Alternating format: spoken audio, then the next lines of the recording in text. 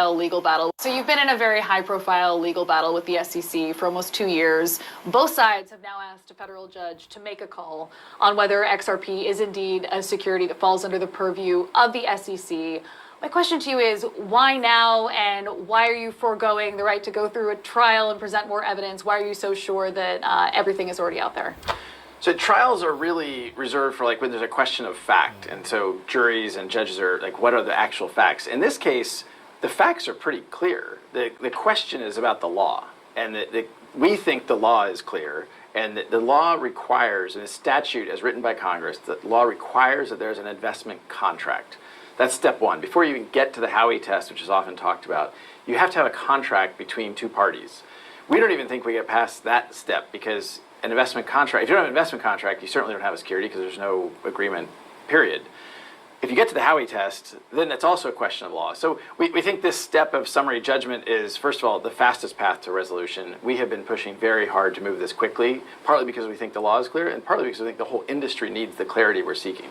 Yeah, and I definitely want to come back to the broader implications for the crypto industry. But on that point of an investment contract, the SEC has made the case in its motion that that there can be an investment contract without a contract, any rights granted to the purchaser and without any obligations to the issuer. What do you say to that? In order to have a contract, you have two parties. No matter how the SEC wants to spin the facts, the reality is to have a contract, you have two parties have to agree on something. You don't necessarily have it written. You can have oral contracts, you can have implicit contracts, but you have to have two parties. The reality is there are not two parties. Ripple doesn't know who bought the XRP. The people who bought the XRP don't necessarily know Ripple. You have to remember that 99.9% of XRP trading has nothing to do with Ripple, the company. So when you talk about, okay, XRP is a security, I go back to something I said years ago when this started. A security of what company? Of what, who is the owner? So I think it's very clear there is no investment contract. If you get past the investment contract, which I think is hard, across the Howey test, you also don't have, you have to meet all three prongs. And in the case of the XRP case, you can't meet all three prongs for sure. And so we think that the judge will see that the law is very clear. We think the facts are very clear. And we think this is just a gross overreach of the SEC trying to wrest control of that uncertainty that has existed. And really the unfortunate thing is the SEC and really the US government hasn't taken this step to provide that clarity that a lot of other countries around the world have. I mean, for years you've spoken about the fact that lack of regulatory clarity in the U.S. Stands in stark comparison to Switzerland or Singapore. And so we have made steps since you first made that comment. The White House on Friday released a new framework for crypto regulation. But again, it's not hard and fast rules. There are competing bills on Capitol Hill, but nothing has been passed yet. So, I mean, do you still feel that there is just a very amorphous space in terms of regulatory clarity in the U.S.? I do, and I think that the vast majority of people I know in the crypto industry, they want to follow the rules of the road, but we need to provide clarity on what the rules of the road are here in the United States. Ripple, frankly, will hire north of 300 people this year, and we'll do more of that outside the United States, and our growth is 95% from customers outside the United States, and it's partly because the rules of the road are clear in those countries. Way back when I first got involved with technology in the late 90s, the government took the step to clarify what are the rules of the road for the internet. And all kinds of capital flowed in, all kinds of entrepreneurs flowed in, and we saw an amazing explosion of activity and innovation, and that's amazing. And frankly, the US has benefited massively on a geopolitical basis from that. We haven't done that work here, and instead, particularly the SEC, is trying to regulate through enforcement. Yeah. That's a super inefficient way to do this, as opposed to let's do the work, let's provide the clarity. And I think the executive order is an example of taking that step.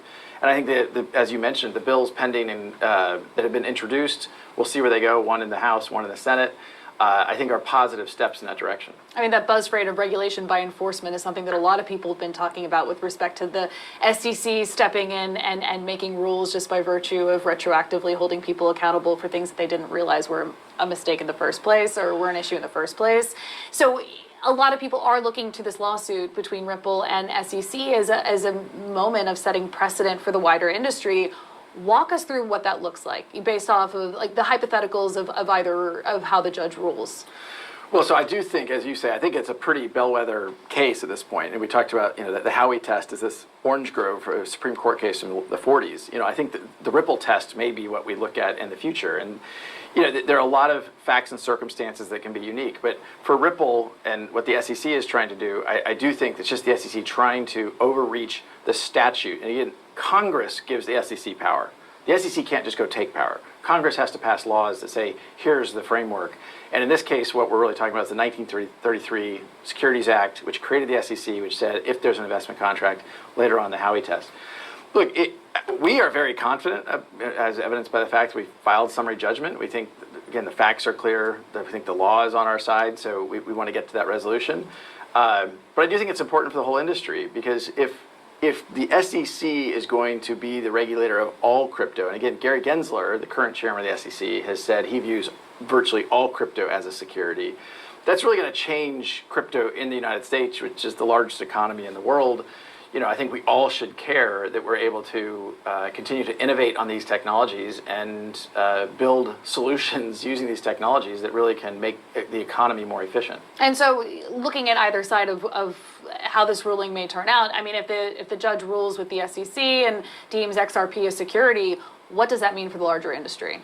Well, I mean, for Ripple, I think for Ripple, we're already operating in a world. It's almost as if we have lost the lawsuit, simply because you don't have XRP trading here in the United States for all intents and purposes. Uphold is one exchange, still allows trading of XRP, but other than that, everyone else halted trading here in the U.S.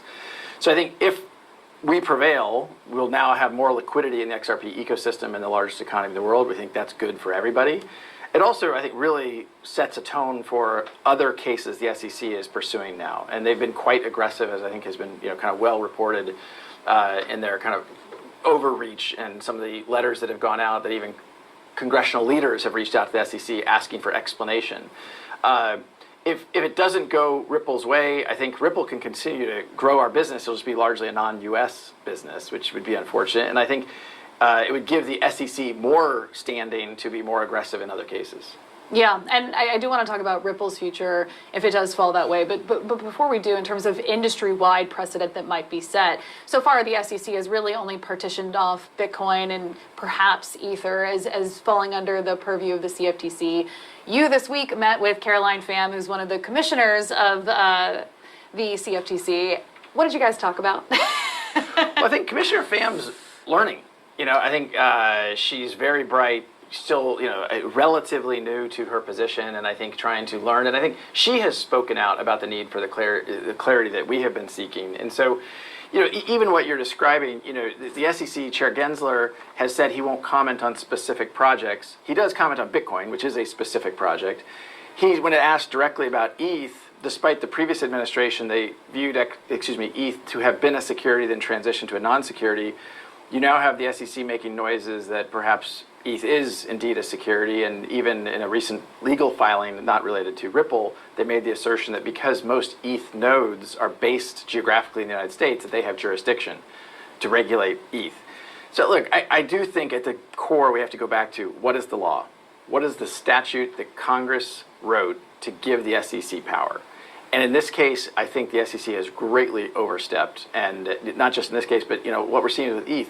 Gary Gensler also likes to say that the rules are clear, but then you ask him, well, is ETH a security? He won't answer. Well, if they're that clear, let's provide the clarity that everyone's seeking. And I think it's just been really kind of frustrating and disingenuous. Now, the implications for Ripple, you had mentioned that perhaps the company would leave the U.S., like you're based in San Francisco right now. How realistic a scenario is that in the aftermath of this ruling? Well, we already have our second largest office today is London. We have a large office in Singapore. We have offices in Sao Paulo, Mumbai. So I view, it's a very global business to begin with. I mentioned earlier, 95% of our customers are non-U.S., and that certainly has continued to be the case during the lawsuit here in the U.S.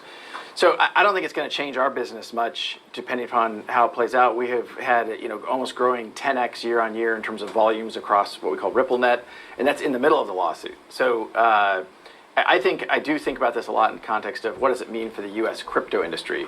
How do we think about blockchain growing and thriving here domestically? And I think as a U.S. citizen, I care, and I think it's important for us to be competitive to have that clarity.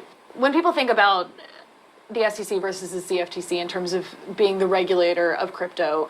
The SEC is typically seen as being stricter and kind of harder in their stance on digital assets. CFTC a bit softer. Does that stereotype bear Well, I would characterize the SEC has built a reputation, I think, deserved as being a bully. Many players that the SEC has gone after, they simply have to fold their cards. I mean, Ripple will spend well over $100 million defending ourselves in a case that we have tried to move forward as quickly as we can, and the SEC has gone as slowly as they can.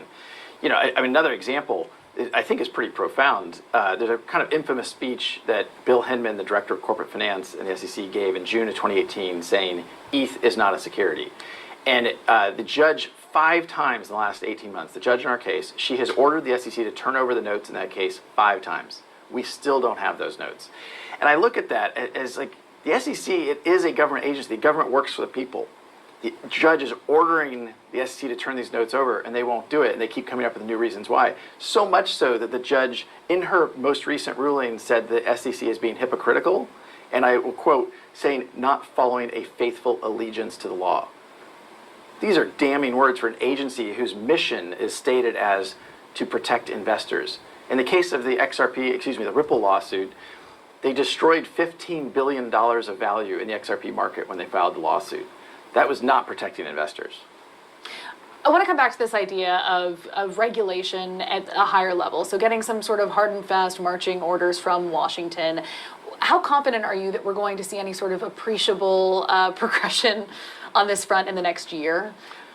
I'm actually reasonably optimistic. I mean, if anything, the more aggressive the SEC has gotten and the more broad, the more you're seeing more and more people, the constituents call their congressional leaders and say, we need Congress to act because the SEC is kind of running amok, and it's really driving the competitiveness of the United States and hiring. I mentioned earlier, we're going to hire roughly 300 plus people this year. We're trying to make sure more than half of those are outside the United States. That's partly because of this lack of certainty. That's not good for the U.S. So I think you're seeing more and more congressional leaders step forward. I think it's why you do now have a bill pending in the House. You have a bill pending in the Senate as well. And I'm hopeful that as they start having hearings about those bills, you'll start to get traction and people realize how important this is to the United States. So your lawsuit is in the Southern District of New York. That district is also overseeing 3 major crypto bankruptcy, Voyager, Celsius, and 3 Arrows. And it's almost as though these bankruptcy judges and then your judge in this lawsuit are going to be deciding and setting precedent for the industry more broadly. What are your thoughts on the Southern District of New York, that legal jurisdiction becoming such a big voice in terms of crypto regulation going forward?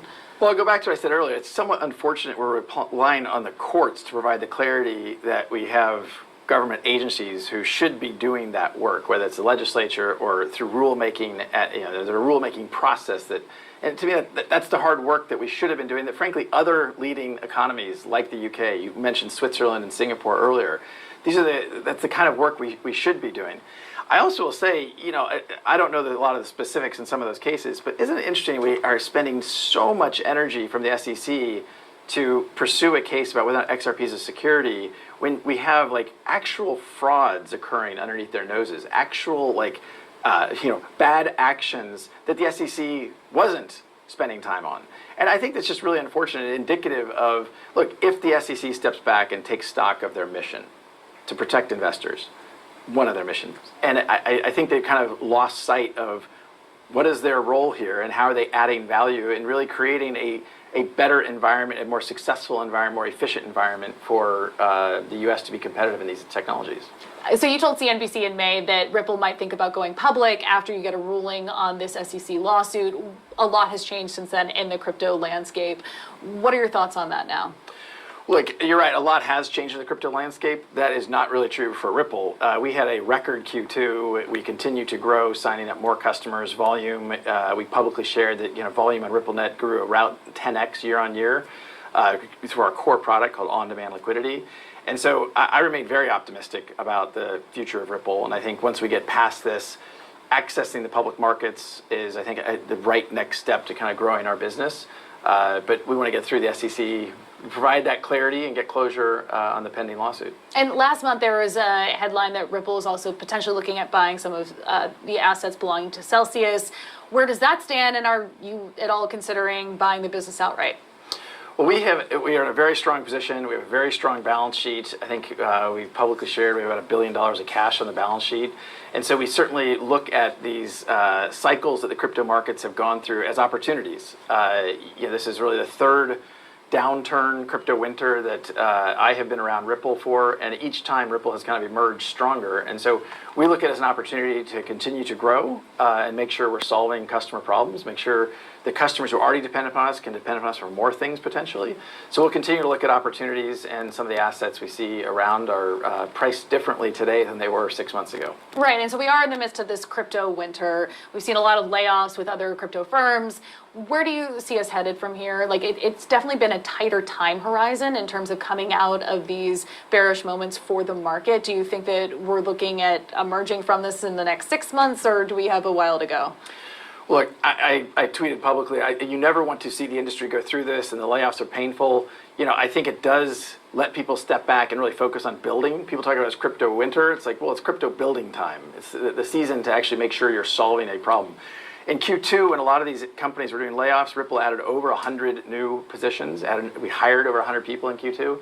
So it's very hard to predict, when these gyrations come and go, and I give the counsel internally at Ripple of take the long view, and Ripple's always taken that long view of let's make sure we're solving a customer problem, let's make sure we're delivering utility using these technologies. And the reason why we use XRP is because it is the most efficient for payments. It is extremely fast, extremely low cost, and it works really, really well for a cross-border payment solution.